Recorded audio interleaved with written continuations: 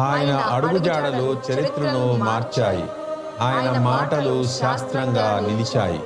ఆయన బాణం ధర్మానికి న్యాయం చేసింది. ధర్మాన్ని కాపాడడానికి, అధర్మాన్ని సమూలంగా నాశనం చేయడానికి రామబాణం సంధించాడు.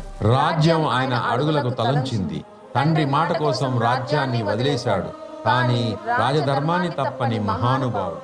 సీత కోసం అరణ్యాలను చీల్చి సముద్రాన్ని దాటి లంకను మట్టి కరిపించాడు. రావణాసురుని తుదిముట్టించిన వీరుడు, స్నేహం కోసం ప్రాణాలను పణంగా పెట్టే సత్య శరణి.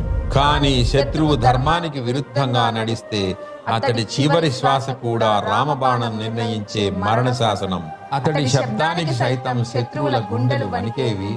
ఆయన నామస్మరణం భక్తులకు ధైర్యాన్ని ఇచ్చేది. అతడి ధర్మం కఠినమైన, అతడి ప్రేమ అమోఘమైన. ఈ భూమిపై శ్రీరాముడు ఒక్కసారి మాత్రమే అడుగు పెట్టాడు. కానీ ఆయన పేరు చరిత్రలో చిరస్థాయిగా నిలిచిపోతుంది. రామనామం శాశ్వతంగా నిలిచిపోతుంది, ఎప్పటికీ నిలిచిపోతుంది. అంతటి మహానుభావుడు తాకిన నేల అయినా మన భద్రాచలం గురించి తెలుసుకుందాం రండి.